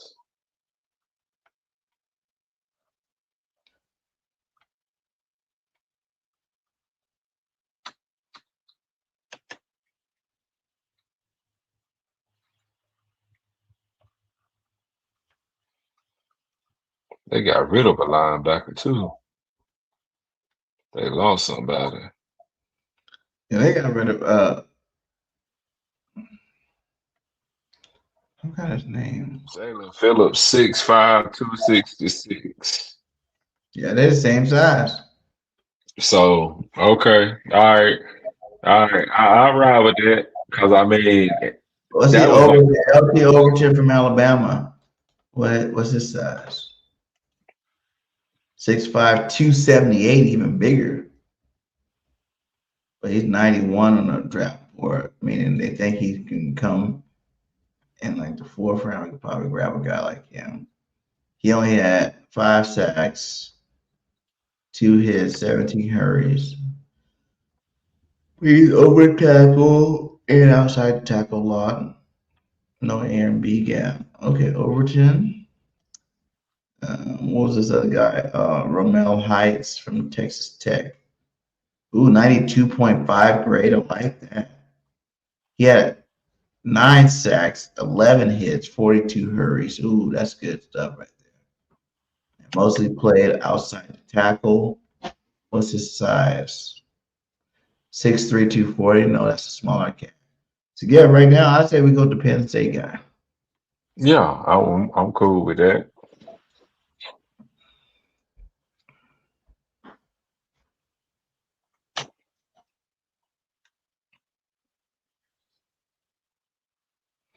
And once we get this back better, we're gonna have it better so everybody can see a lot better.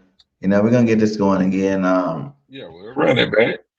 We're gonna run it back again. We're gonna go get through this one. Then Overton went 97th.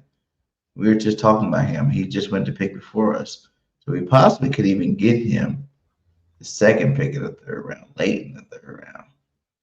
What players do we got left here? Quarterback? No, we don't need no quarterback here at third round. Rashad Benny, Michigan. DM. What do we need? What do we need? Receiver. I don't really think receiver is a need now after picking up Elijah Moore and Hollywood Brown. One of them should be able to fill that 3. Yeah, but you still won't because you're not gonna be able to pay all these guys. You might still want to grab somebody, and they not really that great still left. Ooh, we waited a little too long for that one. So what are we doing here? You don't want the receiver. Overall, we got quarterback Benny. How big is Benny? What Benny? 78 grade. 6'4", 305. I like that size. That's not bad. Played 13 games, 2 sacks, 3 quarterback hits, 13 hurries, 2 batted balls. He plays the B gap 334% of the times last year. He also played over tackle a little bit. He's a big body from a pretty good school, Michigan. I remember Benny out there. Genesis Smith. We already got a safety, didn't we? Yeah, we got a safety already. From LSU.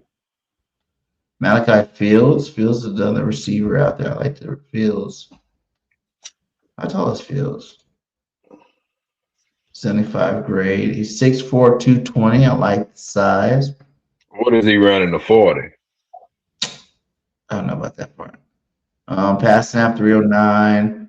Wide receiver 274. 30. Yeah, he only had 36 receptions off 62 targets, but he had 630 yards. But the 2 years prior to that, he had 800 and 800. So that's good. But this last year, he had less. He had 630, but he averaged 17.5 yards per catch. That's pretty good. And every single year, he had 5 touchdowns. Nice big body receiver. I wouldn't mind him. He played good against Purdue.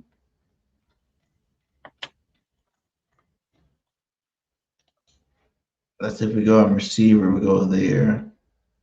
But not really no one under 98 that we need, unless we go for Benny. He'll be the one that's like ranked a little.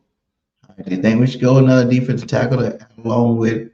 We need all the help we can get on the we need depth on the D line. We know we got some dogs, but we need a couple of edge. If we can get a couple of edge in this draft, that would really help. It says you earn a new reward. Here we go. Let's see what kind of grade we're gonna get.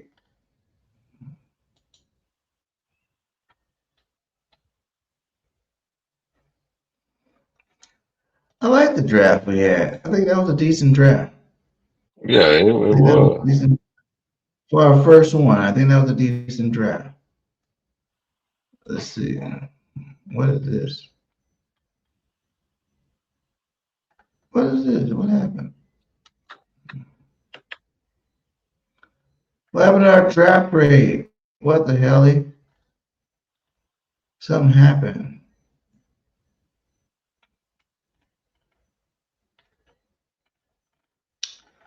They didn't show. We didn't get a chance to see our draft grade. I don't know what happened there. That's all right. We'll run it back again. We're running back, and it was an A plus draft. That's all we do is here and give A plus draft. Run it back. Yeah, we'll run that back. That was still good though. You know what I'm saying? I feel like we got players in need. You got to start to see. What do you say? Just have Berge and 31 aren't doing adding. It just happened. Yeah, breaking news. Elijah Moore. Yeah, we talked about that a little bit earlier. EC1. Yeah, we did. It's like I said, you can be fighting for that 4th, 5th receiver spot on our team. I'm not seeing it as a huge move. I'm not like super pumped about it. Like he didn't do nothing last year. So we'll see what happened with that. And like it's getting closer. Like I said, we're less than 30 days away from the draft. I expect, this is the time of the year where Howie always, he's building depth, so he doesn't have to extend on players. He don't have to reach for players. He don't like going to drafts where he has to reach for players for need. And I think he's setting it up nicely right now where he doesn't have to reach for need. He can just go ahead and get what he needs to get. We talked about Elijah Moore earlier, and he is just simply here. EC12XX, he's here for more support for AJ Brown. They're real good friends, and this is a Howie move. So, instead of him reading books, Elijah Moore is going to be on the sideline hyping him up. So let's not get excited about Elijah Moore. 2021 second round draft pick. He was on trash the last few years. Yeah, we talked about that earlier, but it is a good signing. I mean, it's a just in case. How about that? He's better than Rick Covey. He's bred up probably most of the guys who got on the practice squad. I'll give him that. But that's it, and unless he comes in and balls out and shows some of that talent that he's been missing over the last couple of years, which players can do in Philadelphia because of their culture. But yeah, not that stoked about it. I'm more stoked about, what was that cat name we picked up? This guy, 3-time All-Pro, JT Gray. He's a 3-time All-Pro special teamer. I'm more excited about JT Gray than I am about Elijah Moore. At least he can produce on special teams. It's hard to go. Never even played a safety snap, but 3-time All-Pro. You know what I'm saying? Patriot fans are. Thank AJ to New England. They pumped up thinking they're getting him. Desperate fools. Yeah, they might still get him, EC1. They might still get him. So what's good, y'all? Y'all think about the season, Howie? You got these GMs and teams about the boss. He always does every year. Salute to you, Mark. So that's the show we got for you guys tonight. We're running up on 2 hours. Make sure you hit that like, hit that subscribe. And we definitely be back next week with some more content for you guys.